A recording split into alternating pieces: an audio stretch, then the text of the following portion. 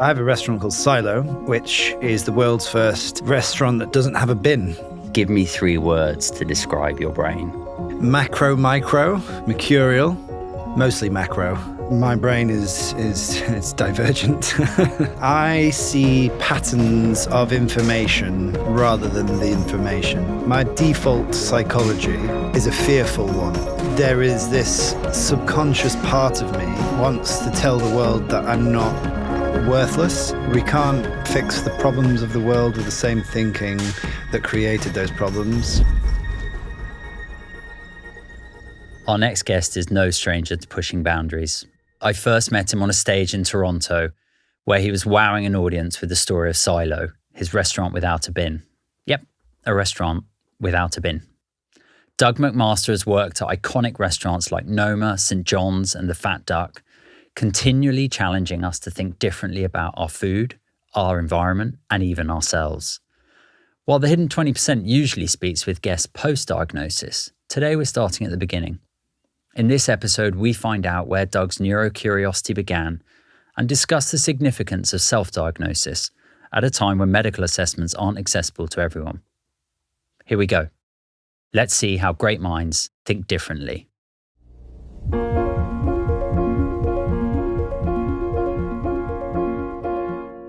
Doug, it's great to see you. Thanks so much for coming on. Ben, it's a pleasure. It's long overdue. Overdue. I kind of already feel like I love your brain, and that's such a maybe very, very fucking strange thing to say, but can you tell me in 3 words about your brain? Like, give me 3 words to describe your brain. Before I do, I can... That's 3 words. Before I do, I fell in love with your brain on a stage in Canada about 5-6 years ago, 7 years ago. You gave a presentation and it blew my mind. And I think we'd said hello before that presentation that you gave, and, you know, immediately felt very comfortable in your presence, not knowing why. And then saw you speak, and then I was like, we're very similar, very, very similar. And there's something going on in your brain that I think I love it because I relate to it. And there's a big truth in human nature there. But 3 words to describe my brain. Macro, micro, mostly macro. Mercurial. Ooh, good word. I mean, that's 3, all beginning with M. I'll leave it there then. Tell me about macro. I see patterns of information rather than the information. Macro view of seeing systems all connecting. And some examples of that in real life is, you know, I learn about psychology one day. The next day I notice patterns of behavior on from a psychological lens the next day, and just I see relationships and patterns and see trends, and that's a sort of macro quality. It's particularly good for system learning. How do you bring that into your cooking and recipes? Like, how does that manifest? So I have a restaurant called Silo, which is the world's first restaurant that doesn't have a bin. So good. Look at that headline. It's just great. That is, from a macro point of view, achieved by a physical restaurant space with a bunch of chefs and front of house and other colleagues. Once upon a time, I was like, right, how do we not have a bin? And it's this reverse engineering design process in which we need to get everything we need from nature, because a simple observation is that in nature, there is no plastic.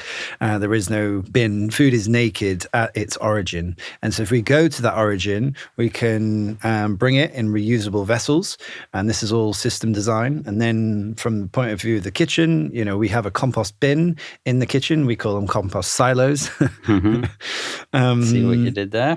And then we try and minimize to like 99%, which is where we're at a decade later. 99% of the food that comes through the front door, we're maximizing in creative circular ways to land on the plate for somebody to eat, whether that's the guest or even the staff. And then by the end of the sort of food chain, you've got this pulp from stocks and different processes in the kitchen that's like less than 1% of the total volume of food that comes through the front door, is then very compostable and can go back to the origin to become food for the soil. And so that is a macro view of a system. There's a bit more nuance, but that's a macro view of a system. And that's just how I see things. And I see humans' relationship with nature.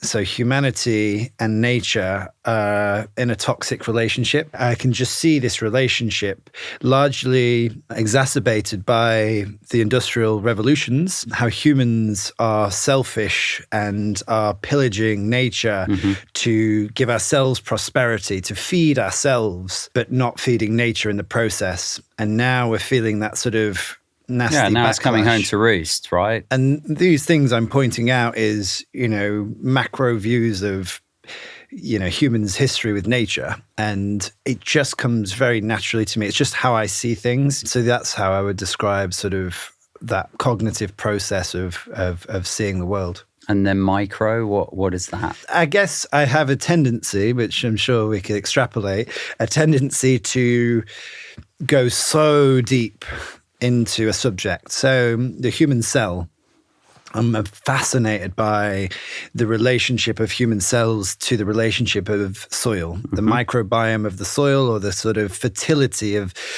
soil health, and the sort of the health of the human cell, and the relationship between those two things, which seem, why are they connected? But I'm fascinated with that connection, and they're intimately connected. That's a very microbiological thing to study, and its relationship it's deep to and specific and the focused. macro relationship of how humans farm soil, and that's a very macro view of agriculture. I guess as a farmer from a farming family, when you look at industry and agriculture as big macro topics and industries, and then you throw in some human psychology in terms of our relationship, which I guess has historically been take. Yeah. And obviously we need to change that balance. The kind of collective consciousness of humanity sees nature in a way which is wrong, sees our place on earth as anthropocentric. So anthropocentric means like we see ourselves as above and separate to nature. So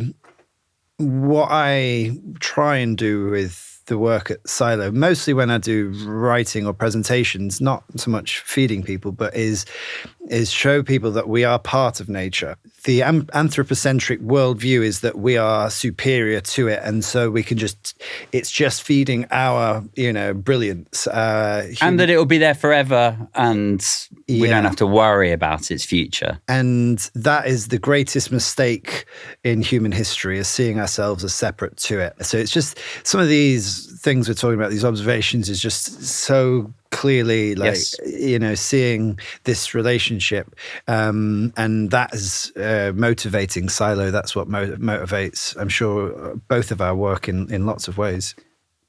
So the third word that you chose was mercurial, which is a great word. Just tell me a bit about that.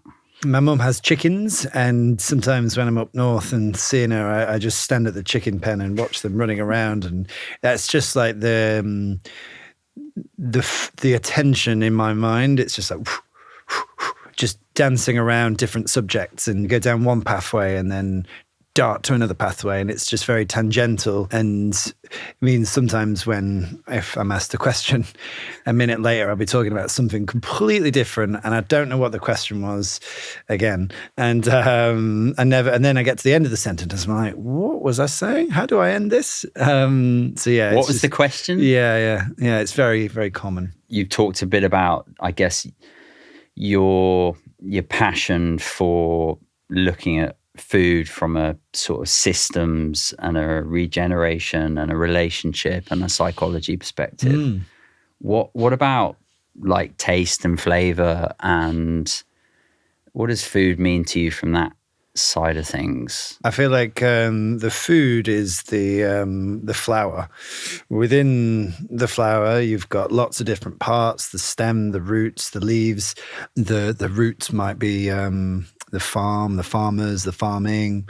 The stem might be the supply chain. The leaves might be the staff, and the flower is the dish, is the drinks, the dish, the food. It's the beautiful expression of a system. It's the nectar, right? It's the nectar, but it is connected, and it couldn't exist obviously without all of those other important parts of the flower. And you're not. I went to cooking school. You didn't go to cooking school. You're a chef, and I'm not a chef. I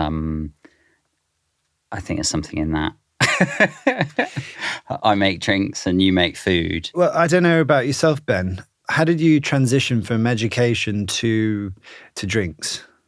I mean, very badly, in the sense of I didn't, I couldn't wait to leave school, and I didn't go to university, and I didn't know what I wanted to do. But I know that food and agriculture and nature, were just in my blood growing up. From sacks of potatoes from our fields in the kitchen. And although I thought it was a playground, playing around in corn bins and on tractors, and that's really, I don't know, that's kind of stayed with me. And I just want things to taste nice, and I'm interested in where they come from, and I'm massively interested in the fact that we've got 47,000 edible plants that we know of in this world. And yet our diets and how we've been conditioned of what we eat and drink is actually so incredibly limited. And I think that variety and diversity in taste and in flavor and in plants, I step back, see the blueprint. There's obviously a massive correlation in terms of how we approach people's brains and how we think about the way people think. How did your parents nurture your... Hold on a minute, I'm interviewing you. Your aptitude for interest, passions, skills, knowledge? At home, it was like, go be outside, and I could make my own fun, and I could create my own worlds, and I get super into like creating dens and booby traps or making the best bow and arrow I could make. My parents were just great in just allowing me to discover all of that. But if you hated school, I'm assuming you didn't like flourish in school. I was discouraged from art from about the age of 11, which I look back and I'm like, mental. And I was just really naughty. I was really naughty at school, but sport kept me at school. Yeah. What were you like at school? Yeah, very similar childhood. Very similar. Yeah, I was also quite good at sports, and that was a bit of a saving grace socially, because I was painfully shy. You seem a little bit more charismatic than I am. Was you always charismatic, or did you learn that? I think I sort of do it as part of my job, and it's weird, like I hate being in a room full of people, but I'm happy to stand up in front of 1,000 people and talk. Yeah, same. And I don't know what it is. It's like, well, I'm in control, so I know when the beginning is, I know when the middle is, I know when the end is, and I'm not in conversation. So I'm socially awkward, but particularly good on stage, and I have a different sort of reasoning process than you've just sort of suggested, which I'm not sure, right or wrong. But for me, I have, and I've always had, and I'm very, very aware of low self-esteem. There is this subconscious part of me that wants to tell the world that I'm not worthless. I'm an expert of a subject, and I know I'm an expert of a subject. So I thrive at the fact that there is this subject that that proves to myself unconsciously that I'm not a failure. So become a master of a subject for maybe that reason. Maybe that's somewhere part of the tapestry in the terms of like obsessively learning to the point of like mastery. So I can really relate to the sort of, is this going to be any good? And do people care? And are people going to come to my restaurant? And do people, like what I'm sort of thinking and saying?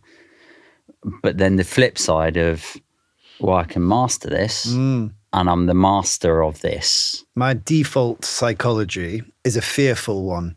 It's a psychology that is like on a loop of like, I'm not good enough, I'm not good enough, I'm not good enough. And it's being aware of that pattern of behavior, being conscious of it and knowing that it's creeping out of my unconscious because I spent 10 years of childhood feeling not great about myself, feeling shy and afraid and fearful that I'm not good enough. People are going to judge me. Better wear really plain clothing so nobody notices me. And I'm going to sit at the back kind of side to the class where it's no one's going to ask me a question. I'm not standing out in any way. I'll walk down the side of the street. I'll stand on the edge of the group and I won't say anything provocative, and I was constantly spending my life thinking in these fearful states. But where is this adoption of the need to camouflage? Where has that belief come from? I think this is going to get quite personal quite quick, but when your parent, your primary caregiver,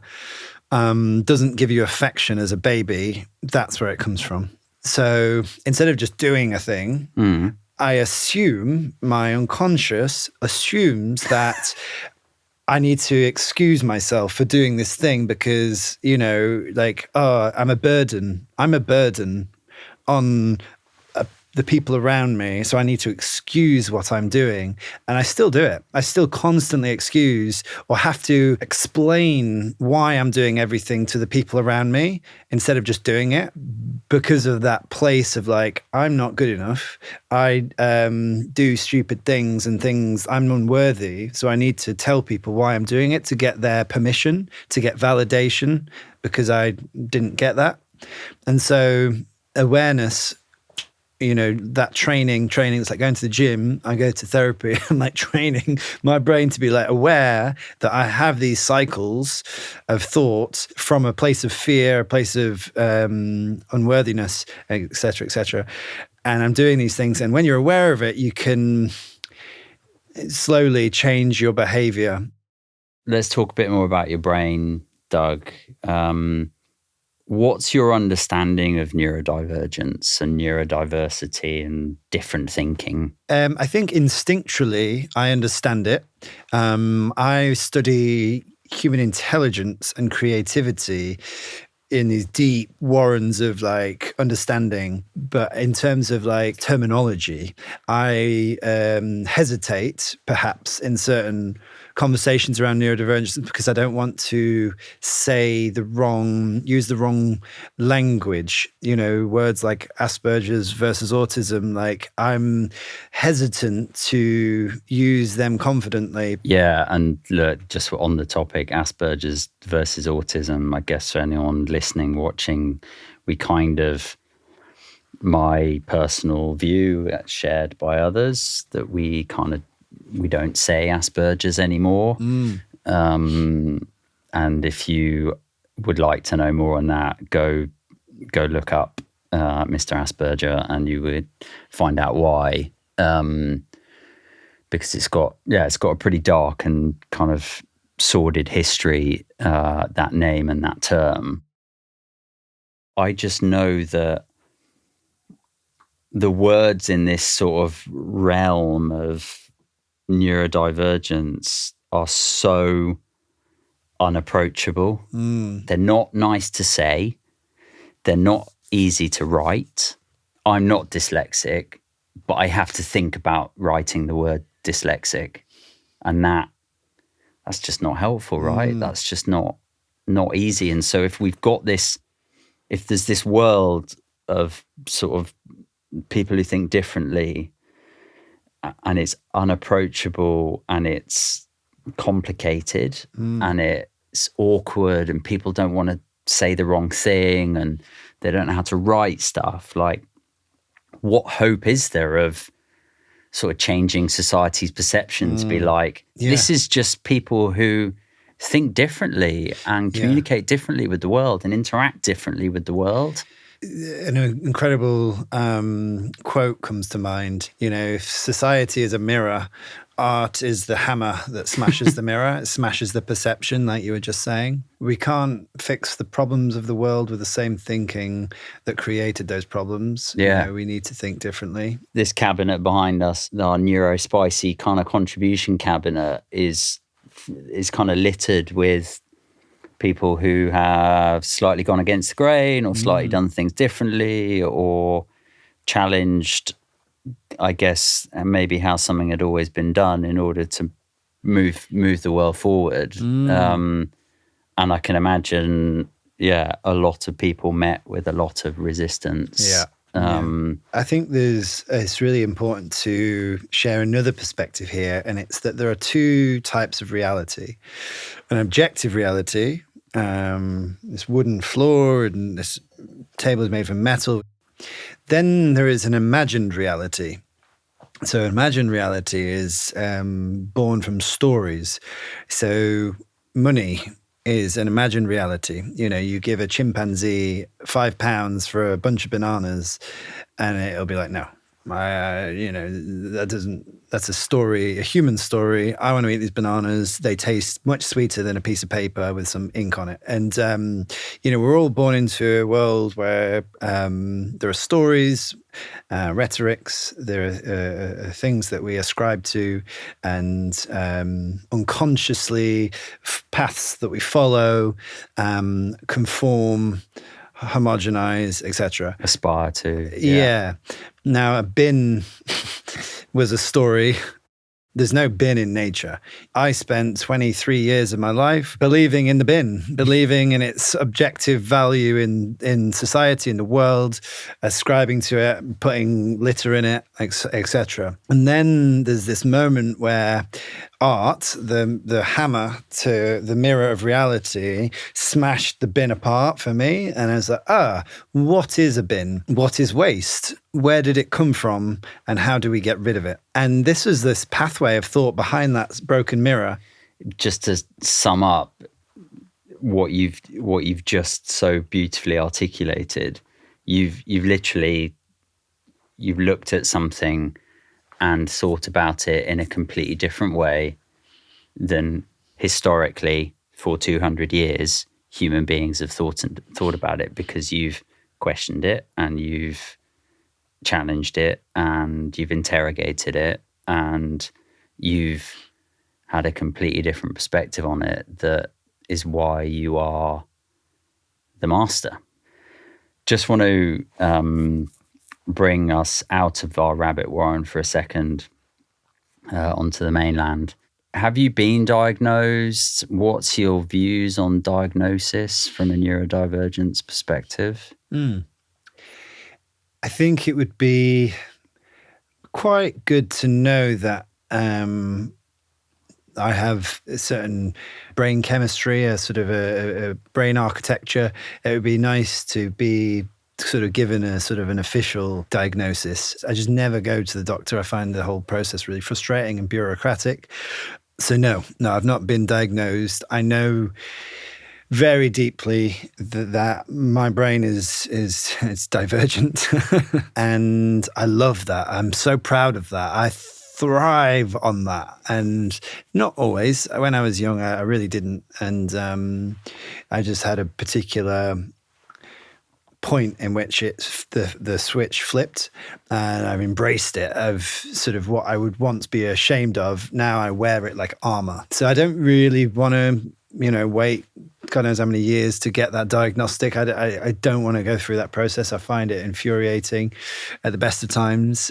It's interesting. And, the view as it stands amongst, a fair amount of people within the sort of neurodivergent community is that given that the research across the whole spectrum of neurodivergence has so largely been focused on, ironically, people like us, white boys, and we still don't really know enough. And therefore, self-diagnosis today is as valid as it isn't. I'm in a sort of philosophical crossroad in my head. And as much as I have pools of anger that will probably manifest for the rest of my life, I channel that anger into a project and Silo and all the projects around Silo. And I use that anger that was born through that lack of support, lack of nurturing.